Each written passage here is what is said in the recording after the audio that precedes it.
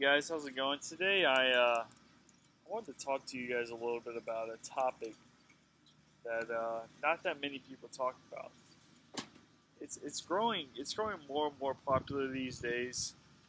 I kind of got into the shall I say preliminary stages when people like Michael Arnstein were making it known, who is an ultra runner who needs vast amounts of protein because you gotta think about it.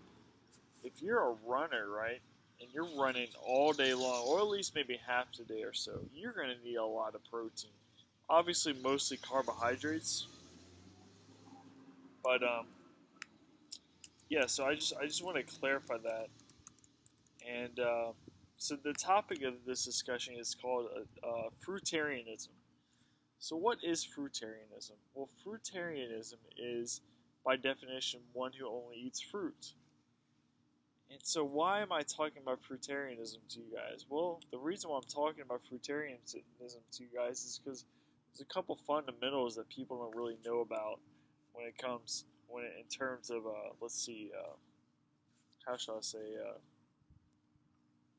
spreading seed on the planet, uh, keeping your vibrations high, staying nonviolent. These are things that obviously human beings have some ways of self-defense, but particularly though, human beings are nonviolent creatures, but we choose to be violent, right? We choose to be violent, and when you think about it, countries blow up things, they make guns, they kill people, they slaughter animals, they feed the people diseased animals, they make places sick. This planet is dying because of these reasons. So what could change our planet? Well, I'll tell you right now, people, it is fruitarianism. There's no question about it. Think about it. Look around you. There's trees everywhere. Everywhere. Now just think about, what if you were to take your time out of each day and to grow a fruit seed every single day and plant the sapling into the planet?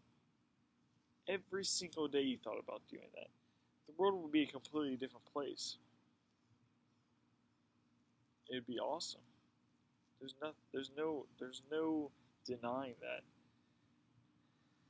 So let's get back to Michael Arnstein and fruitarianism. So back in 2014, I saw a video from Freely the Banana Girl talking about eating 30 bananas a day.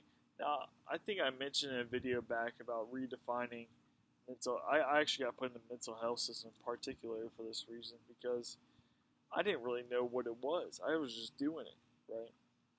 So yeah. So now I'm gonna talk to you about something that not a lot of people talk about in terms of fruitarianism. Now, if you know for a fact that fruit is all you need to take a step back, right, and think about the the institutionalized systems in this country. Kids go to school, they get an education. Getting an education is a good thing. There's nothing wrong with getting an education. Education is great. There's nothing wrong with it about it at all. Reading a book, doing a problem in mathematics. There's nothing bad about that.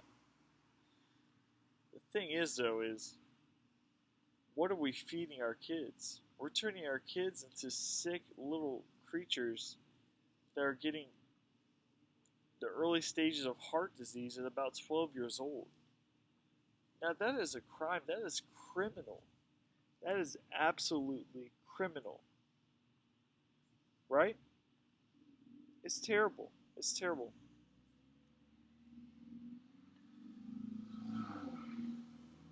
So, one way that school systems do this is I talked a little bit in my last episode about something called the fruit trip. Now, let me keep in mind with you guys a little bit. Everybody should strive to be fruitarian. Everybody. However, if you can't be fruitarian, you should always be 100% whole food plant based, which means vegan. I should really clarify what I'm saying. You should actually be vegan. But I say 100% whole food plant based because sometimes veganism ascribes to things like eating mock soy meats or mock soy chicken or mock soy pork or mock soy beef. There's a lot of wild products out there, and they're actually relatively expensive. You shouldn't be spending your money on that stuff. You should be spending money on food.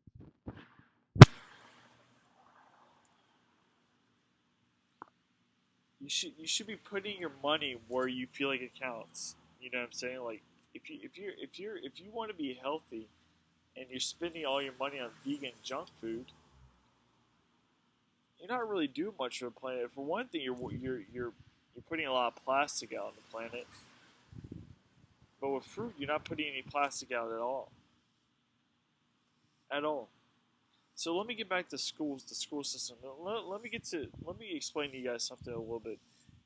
So sometimes kids at a young age discover fruit, but then their parents steer them off track. Now, for me, my parents did a great job of not really explaining to me how to eat healthy, not really explaining to me how to. I mean, they just kind of kept me blindsided by that. Blindsided. So, so what am I trying to say by being blindsided? Well, I mean, blindsided is when you take a little kid, maybe even a baby, and you feed them fruit when it's early stages, but later on you introduce things like pancakes and corn syrup.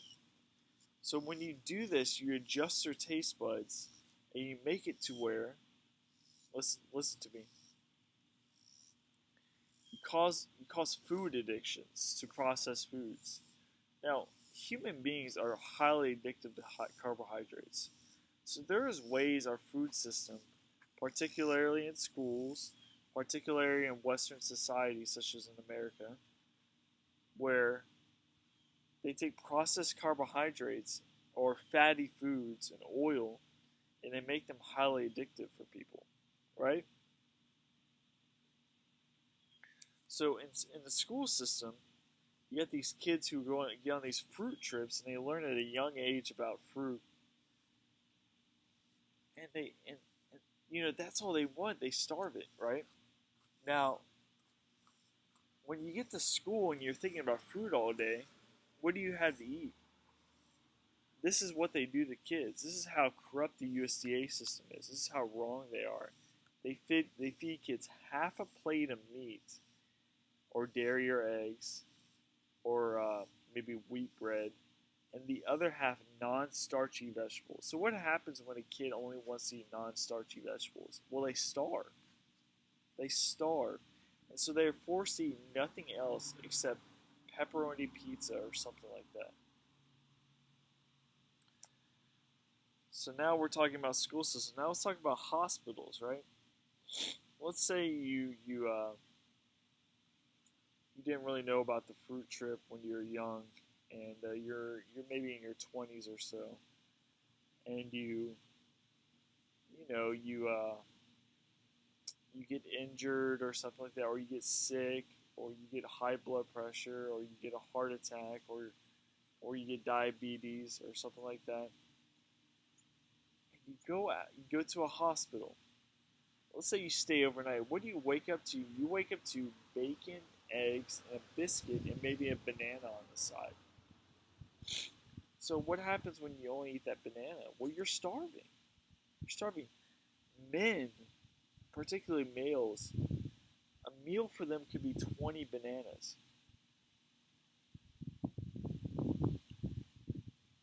And I don't think people really realize the amount of fruit that actually needs to be eaten to sustain the body. You should be feeding your gut flora the things that it craves. Now, you got to keep in mind that there's foods that you can eat that cause parasites in your gut, to where you get addicted to foods, but you're actually not addicted. You're feeding those parasites, so that's what's killing you. You might live longer than somebody eating bacon every day and eggs, but however, eating eating very processed breads and things like that, you know, it's really bad for the body. Especially that brings me back to gluten.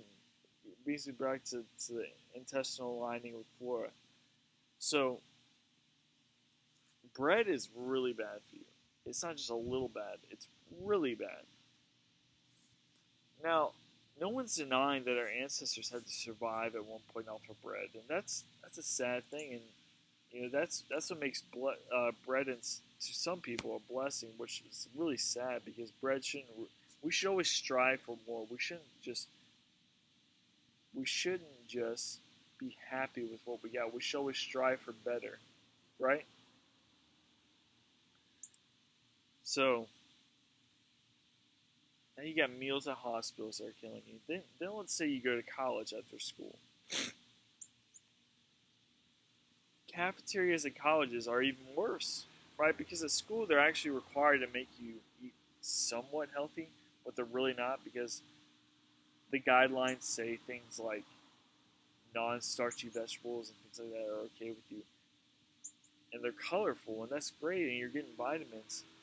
But if you're really thinking about how to feed a giant society with like tons of people, you should be focused on feeding them like carrots and beets and cucumbers and tomatoes and potatoes and things like that because those things can be grown faster than, let's say, 7 years to grow a fruit tree.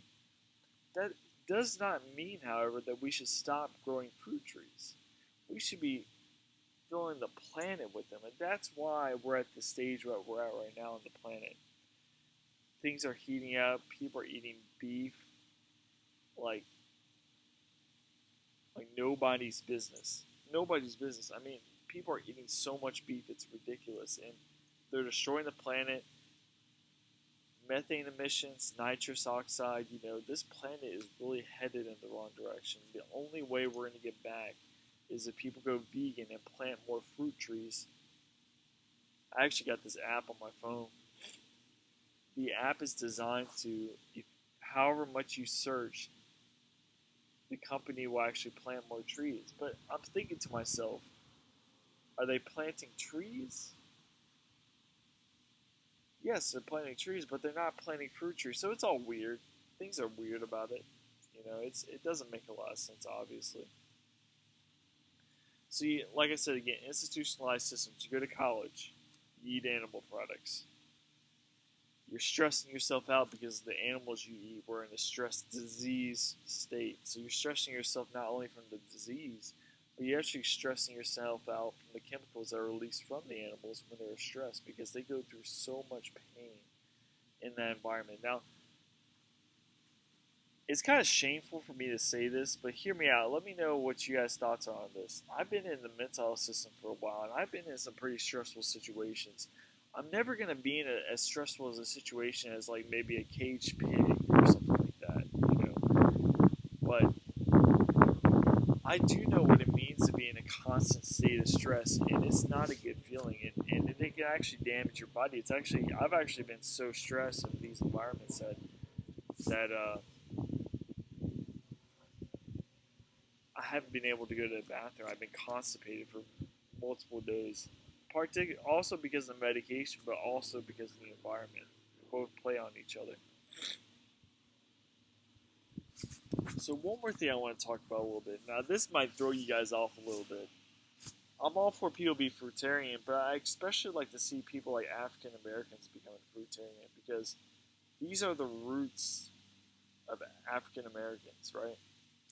Human beings have actually mutated to become like me, for instance. I'm Caucasian. I'm paler than a black person. Everybody should be eating fruit. Keep in mind, everybody should be eating fruit.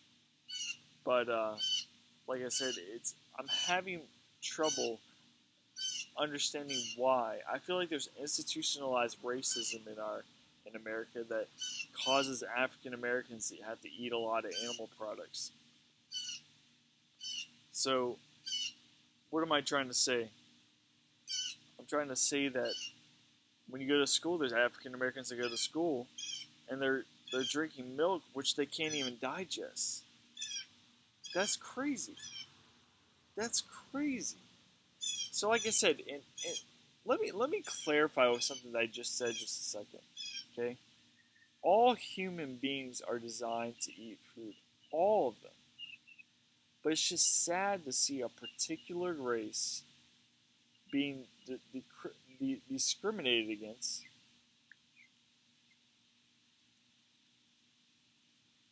Like, you see more obese African American women. That's a sad thing. A woman, think about it.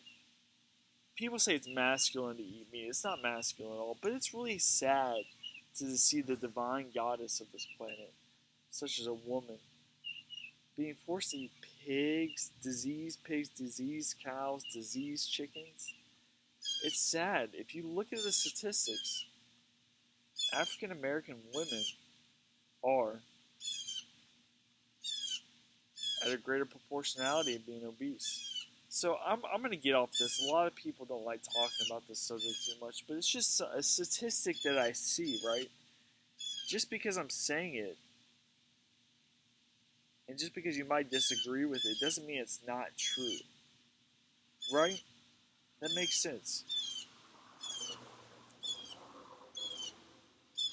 So yeah, fruitarianism, it's great, and everybody should be striving to eat a 100% whole foods plant-based diet. And like I said, this is a touchy subject for people because you got to understand, I'm going by statistics, right? I know that there's still Caucasian people and Asian people and Indian people and Mexican people and Spanish people and French people that are obese. I do see this. I do see this. I'm just saying, particularly in America, in African American communities, and I keep this in mind, right?